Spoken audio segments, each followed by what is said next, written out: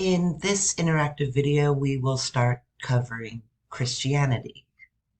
So away we go. So really brief little tidbit of history here. Jesus of Nazareth and the earliest members of the Christian faith tradition were Jews. And they stood in the faith tradition inherited by the Hebrew people in Israel and the lands of the diaspora. So this is the early Jewish diaspora. I know this is, pretty complex to follow just in this quick video here. But diaspora just means that you've been spread out from your original homeland and just kind of dispersed outward and amongst other places, kind of displaced. Um, so they were monotheists and devoted to the God of Israel. But, when it was claimed that Jesus was divine, they had to do so. These early Christians had to do so in ways that wouldn't challenge monotheism, because then you ostensibly have two gods, right? So we'll touch on this later. Early Christianity is thought to begin with the ministry of Jesus around 27 to 30 current era and end with the First Council of Nicaea in 325 under Constantine, the Roman emperor. And an early Hellenistic Jewish Christian community was founded in Jerusalem under the leadership of Jesus' brother James, along with Peter and John. Hellenistic just means in the Greek tradition of culture, early Greek up to, from like Alexander the Great up to the beginnings of the Roman Empire. That's what this word is used to describe. Principal texts. We've got the Old Testament, and we've seen this before in our section on Judaism, the Tanakh, or the Hebrew Bible. The Old Testament, right? And the New Testament, which is the second division of the Christian biblical canon. And it was originally written in the Hellenistic Greek language, which is Koine, and I'm probably not pronouncing that correctly, so if anybody wants to correct me, have at it, please. It wouldn't be Quan, I don't think, though. Okay, and it consists of 27 books, the New Testament does. That's the four Gospels, which were Matthew, Mark, Luke, and John. Then the Acts of the Apostles, and then the 13 Pauline epistles. So Pauline meaning from Paul, and epistles are just letters. And the epistle to the Hebrews, then 7 general epistles, and then the book of Revelation.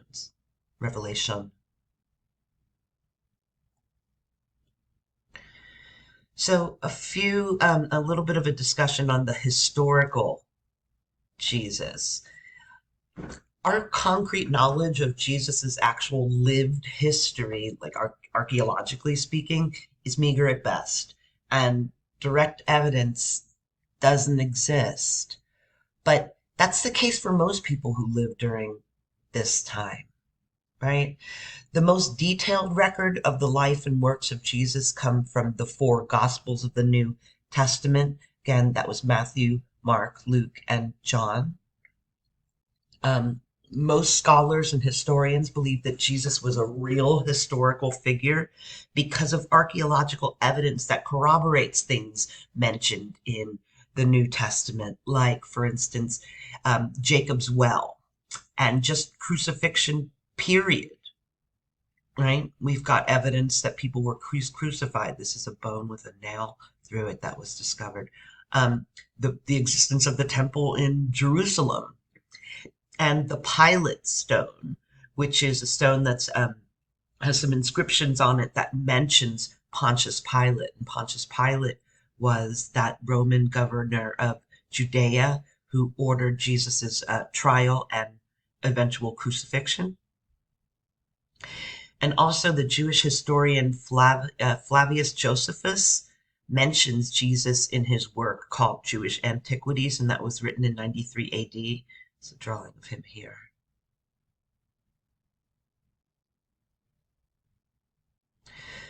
So the physical appearance of Jesus remains a mystery.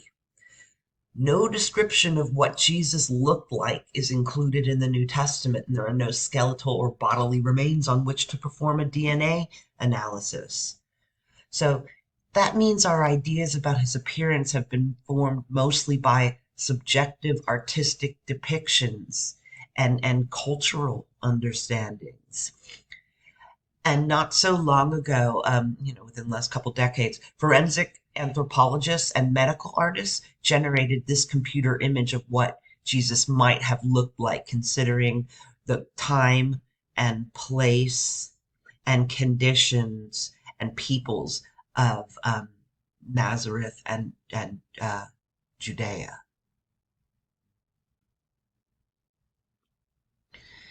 And then, of course, every culture that has that subscribes to Christianity, at least in part, generates their own images, right? Chinese and African, Japanese, Australian, Buddhist, Native American, Korean, Indian, Muslim.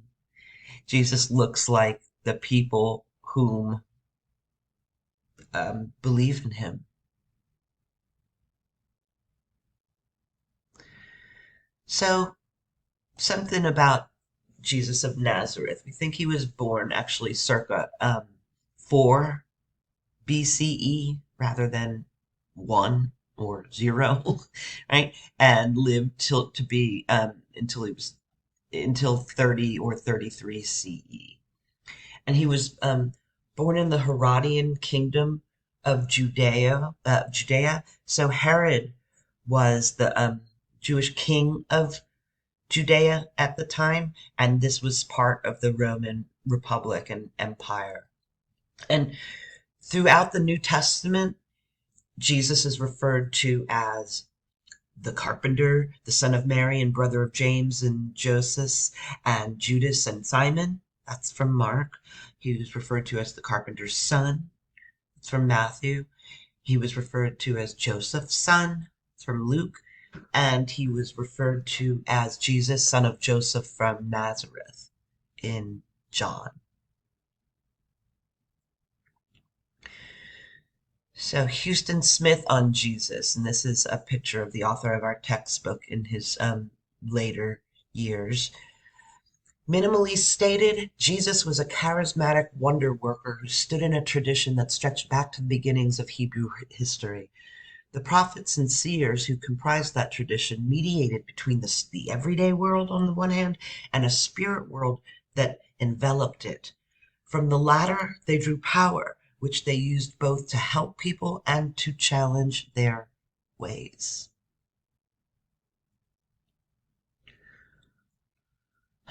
In the New Testament, it's said that Jesus opened his ministry by announcing that the Spirit of the Lord is upon me.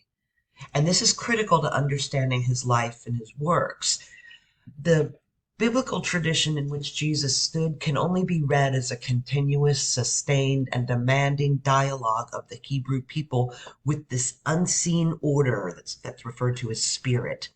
And William James emphasized this in his book, The Varieties of Religious Experience. William James was considered like one of the first psychologists, or the first to help make psychology an academic discipline.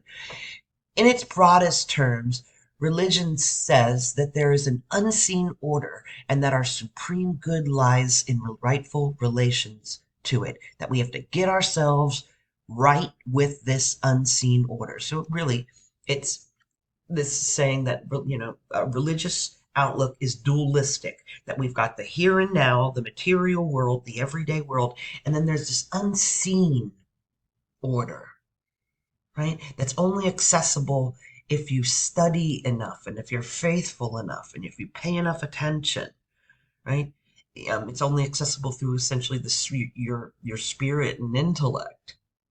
And our ultimate good lies in our ability to right ourselves with this unorder, not with what's going on necessarily in the here and now.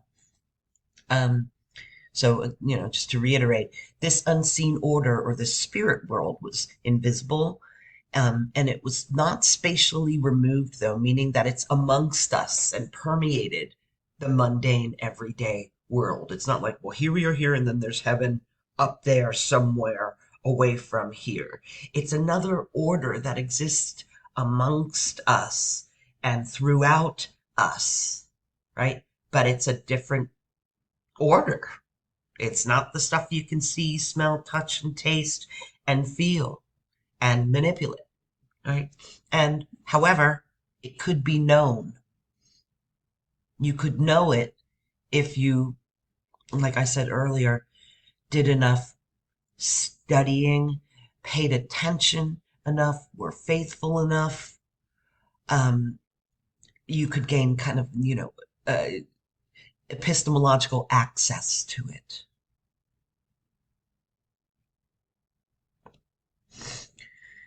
Now, modern science is no longer skeptical of this notion of an unseen order to things, right? In fact, it embraces it. Like, consider the concepts of dark matter, for instance. That's the concept that the world we see, the everyday, mundane, sensible world, is embedded in this invisible cosmic web of dark matter, which is a ghostly form of matter that doesn't emit light and rarely bumps into things. It drives the universe together. And then there's the concept of dark energy. So in physical cosmology and astronomy, dark energy is an unknown form of energy that affects the universe on the largest scales. And it's said that this drives the universe apart. So what modern science is saying now is that the universe is made of only 4% normal matter. And by normal matter, that means your coffee cup in front of you, your computer screen, just everything you can see, touch, hear, taste, smell, right? 21% of it is dark matter, and then 74% is dark energy. That's what is thought to be the case now. So this notion, my point here, is that this idea that there is an order to things that goes beyond what we can see, touch, taste, and what we can sense in the everyday world is not necessarily unscientific. It may have been unscientific in the strictest sense back in the days of these when these religions were founded, but there may be something to it. Is really the point. So we have evidence for dark matter because we can observe the way that it interacts gravitationally with visible matter and electromagnetic radiation. And we have evidence for dark energy because of what we see in the accelerated expansion of the universe. Something to think about.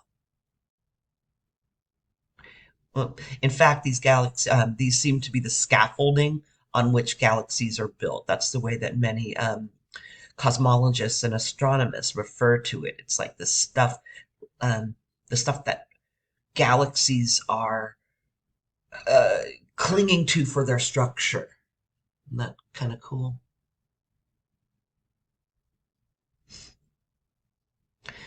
So this spirit, right, would, from the perspective of Christianity, would often take the initiative and announce itself.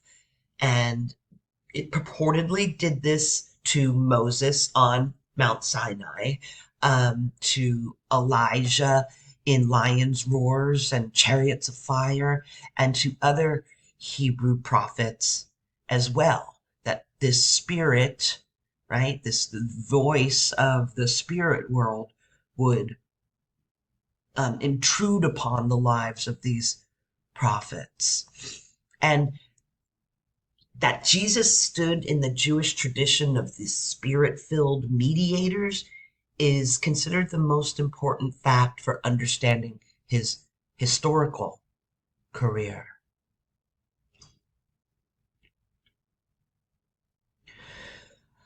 Jesus's immediate predecessor in this tradition, this tradition of being spoken to and through and inspired by this spirit world. His Jesus's immediate predecessor was John the Baptist, and at Jesus's initiation or baptism, this is from the Bible, right? John saw the heavens open and the Spirit descending upon Jesus like a dove. And after descending, the Spirit drove Jesus into the wilderness where he prayed, and it's also said the desert, right? Where he prayed and fasted for 40 days, essentially consolidating the Spirit that had entered him. And having done so, he re-entered the everyday world empowered. And that's what the meaning of the quote, "The Spirit of the Lord is upon me," is meant to signify that, there were times when that's how Jesus interpreted it, that the Spirit of the Lord was visiting him, was working through him, and he was being moved by it. So, how Jesus deployed his particular abilities. So, if we just go with the hypothesis, and you don't have to believe this, right? This is a class in what different religions believe and profess, right? But if you just go with the idea that there are some people who perceive a different level of reality than the rest of us and who receive some sort of inspiration about how we ought to live, what we ought to do, right? If you just go with this idea that some people have a connection to this unseen spirit world, right? Then because it's unusual, they have an extraordinary power that everyday ordinary people lack. And the Gospels, meaning Matthew, Mark, Luke, and John, those 4 books from the New Testament, the Gospels claim that Jesus, more than any other prophet before him, was in contact and imbued with this spirit. And Jesus's aspiration was to use that spirit that coursed through him, not just to heal like individuals, but to heal all humanity, beginning with his own people. And that's what is intended by the quote from the Bible, "By the Spirit of God, I cast out demons."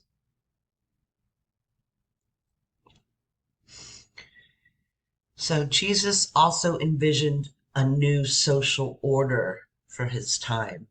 So Jews in Jesus's time were in a desperate political position, right? They're experiencing loss of autonomy, freedom, unbearable Roman taxation. They were completely dominated by the Roman Republic / Empire.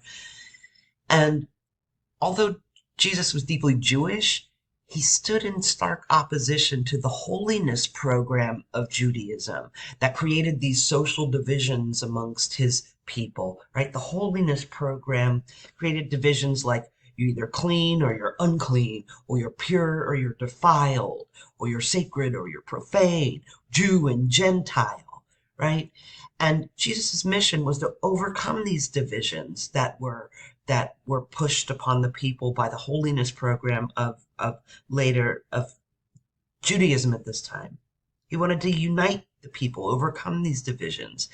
And that's part of the significance of the quote from the Bible, "Thy kingdom come on earth." So we just looked at some of the ideas that we think are about revolve around the historical Jesus, right? But then there's the Christ of faith, and that's a different matter. So the way that Jesus interpreted himself first is different from how his followers saw him. So even during his lifetime, the followers, the disciples began to see him as God in human form. This is not how Jesus saw himself. is the point. His followers saw him doing good, and almost all of Jesus's extraordinary deeds were performed quietly, apart from the crowds, and as a demonstration of the power of faith. So here's a quote from Matthew to demonstrate this. Take heed that you do not do your charitable deeds before men to be seen by them. Otherwise, you have no reward from your Father in heaven. Therefore, when you do a charitable deed, do not sound a trumpet before you as the hypocrites do in the synagogues and in the streets, that they may have glory from men. Assuredly, I say to you, they have their reward. But when you do a charitable deed, do not let your left hand know what your right hand is doing, that your charitable deed may be in secret, and your Father who sees in secret will himself reward you openly.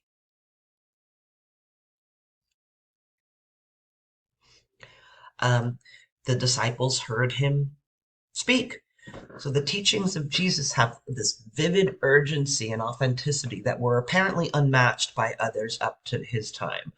And his teachings carry an extravagance that invited people to see things differently and make them confident that if they did so, their behavior would change accordingly. And his teachers focused on the two most important facts about life to people at this time and under this persuasion, that God's overwhelming love of humanity, or that God overwhelmingly loved humanity, right? That's one fact about life that his teachings focused on. And the other was that people need to accept that love and let it flow through them and to others. Essentially, Jesus tried to convey God's absolute love for every single human being. Also, his disciples sensed him to be glorious, right? What he did and what he said, what Jesus did and said, wouldn't have been enough to edge his disciples toward the conclusion that he was divine. They might just say, look, he does good things, he speaks really well, he's a talented dude, right? But they sensed something about him, is how they report it, right? It came to the point where they felt as they were looking at Jesus, they were looking at something resembling God in human form. This is how they began to feel and believe. And hence their perceptions followed afterward. They started to think they were looking at the embodied God.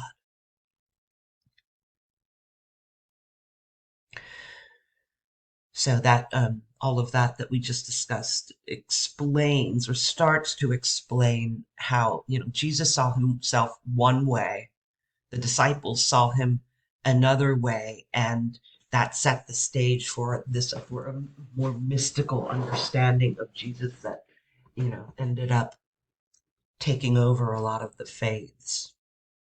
Right. So the end and the beginning. Well, most of us know how Jesus's life ends. Right? He was crucified under Pontius Pilate, who we mentioned earlier. And within a short time, his followers were preaching the gospel of their risen Lord, their resurrected Lord, right? And his disciples were convinced that he was resurrected. But he didn't simply resume his former physical body, right? Resurrection was not resuscitation, not like Lazarus, right? It was entry into another mode of being. So Jesus was resurrected as another into another mode of being, is what they believe. And his followers started to experience him, the resurrected Jesus, in a new way, as having all the qualities of God. So this faith in Jesus's resurrection produced the church and its Christology. And this faith extended ultimately to the status of goodness in the universe, right? So contending that it was all powerful, victorious over everything, and even death. So it went from faith and love of Jesus the man to faith and love of this resurrected Jesus in a new kind of spirit mode. And then it extended to the status of goodness in the universe.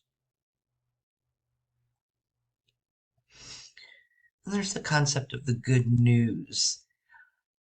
And the good news was essentially this, that Jesus Christ was the Son of God, the Savior, and that he loved us. So, something about this concept of love, conventional love, everyday love, is evoked, people are made to feel it by lovable qualities in the beloved, right? You love somebody else because you love certain qualities about that person. But the love people encountered from Christ or Jesus, um, embraced sinners and outcasts, right? Samaritans and enemies. It gave not prudentially in order to receive, but because giving was its nature. This is a different kind of love. Briefly, C.S. Lewis wrote a book on the four loves, different senses of love, like pointing out that love isn't just one concept, that there is storge, that's like love that you have for your family members. There's philia, that's love that you have between like friends and people, brotherly love, they call it sometimes, and the love that you experience with people who you share interests with, right? There's eros, like romantic love, and then there's this agape, which is often translated as Christian love, but these concepts predate Christ, so it's more like a really general, absolute sort of love that extends everywhere and at all times and doesn't attach itself to anything earthly, right? So that's the love that is being spoken about here, and it's why agape is called Christian love often. Um, so once that love of Christ reached the first quote unquote Christians, it had an unstoppable power amongst them. And people found that these three intolerable burdens had suddenly and dramatically lifted from their shoulders because this love they experienced. And they were released from, it said, the fear of death, burden of guilt, and the restrictions that they put upon themselves with their ego, the cramping confines of the ego, as it's described.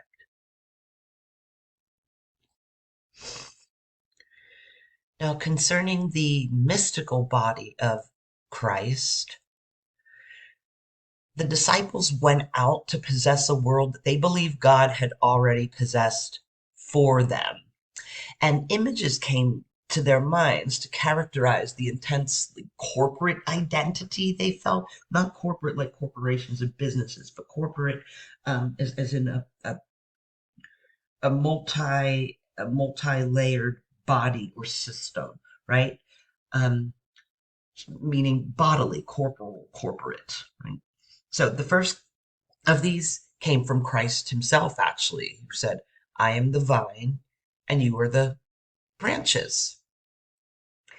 And St. Paul adapted Christ's image by using the human body instead of a vine to symbolize the church, where Christ is the head and individual Christians are its cells, so to speak, or components. He probably didn't say cells at that point in history, but, parts.